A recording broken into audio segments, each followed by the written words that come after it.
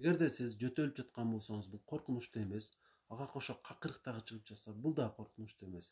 Ал эми булардан сырткары дене табыңыз дагы көтөрүлүп жатса, анда коркунуч бар. Себеби өпкөңүздү сезгентип алган болушуңуз мүмкүн. Бул учурда тезинен дарыгерге кайрылып, рецепт жаздырып, ошонун негизинде дарыланганыңыз жакшы. Албетте, дарыканага өз алдыңызча кайрылсаңыз, ал жерде иштеген адам сизге туура кеңеш бере алуусу мүмкүн, бирок дайыма эмес.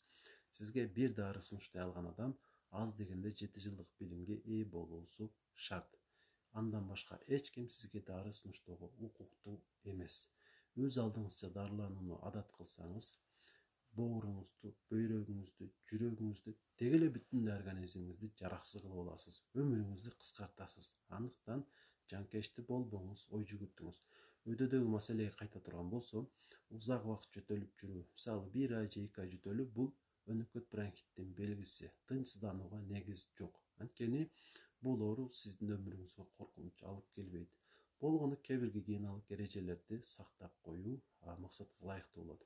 Мисалы, өзүңүздөр жакшы билгендей, муздак суу ичпей турасыздар, муздак тамактарды жебей турасыздар. Ошо катары мөмө жемиштерди жана салаттарды. Анан бат сиңүүчү углеводдорду, ошо катары таттууларды дагы жебей турганыңыздар жакшы. Анткени микробдор, вирус, бактерия булар таттуулар менен азыктанышат. Аларды канчалык жесек, микробдор ошончолук көбөйө берет. Айыгышыңыз дагы кечеңдейт.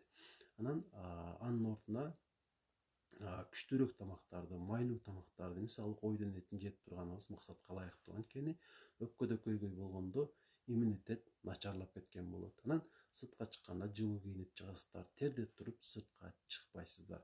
Ушундай эле эрежелерди сактап туруу менен тезирээк айыгып кете аласыздар. Бир уккан маалымат эсте калбашы мүмкүн. Андыктан өзүңүзгө сактап алыңыз видеону. Анан сиз үчүн кадырлуу болгон адамдарга дагы жөнөтүп коюуну